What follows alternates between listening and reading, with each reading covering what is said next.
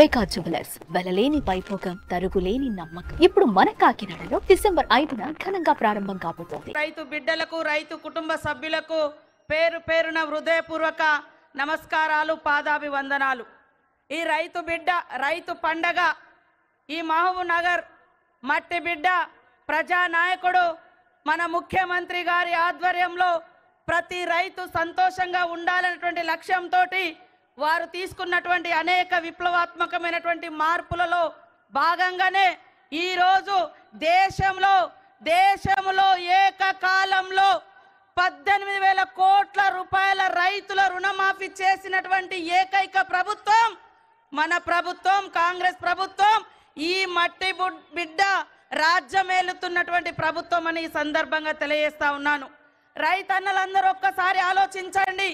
ఎప్పుడైతే రైతు రుణమాఫీ స్టార్ట్ చేసినామో మరి మూలకున్నటువంటి బీఆర్ఎస్ నాయకులు వచ్చి రైతులను రెచ్చగొట్టే పని చేసిర్రు.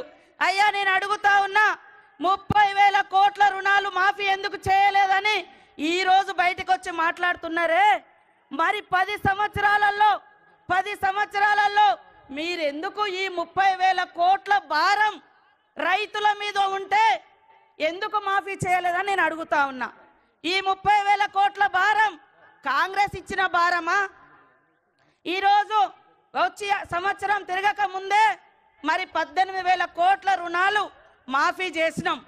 కానీ బీఆర్ఎస్ ప్రభుత్వ హయాంలో 2018 నుంచి 23 వరకు వాళ్ళు చేసింది 5 ఏళ్లలో కేవలం 11,000 కోట్ల రుణాలే. కానీ మన సీఎం, మన ప్రభుత్వం మరి 25 రోజులలో ఇప్పటికే చేయడం జరిగింది. కాబట్టి ఒక దిక్కు అప్పులు, ఒక దిక్కు సంక్షేమం.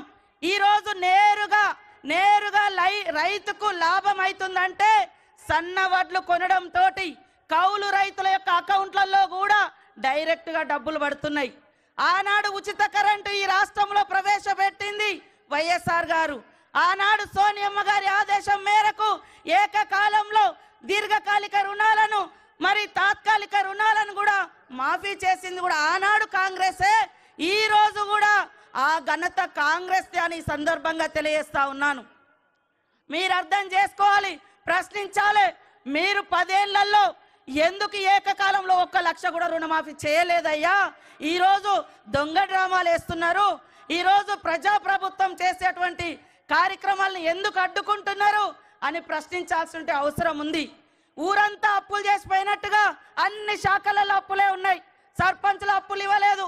రైతుల మీద 30,000 కోట్ల రూపాయలు రుణభారం పెట్టిపోయిండు. అదే విధంగా ఉచిత విద్యుత్ ఇచ్చిన అని చెప్పిండు.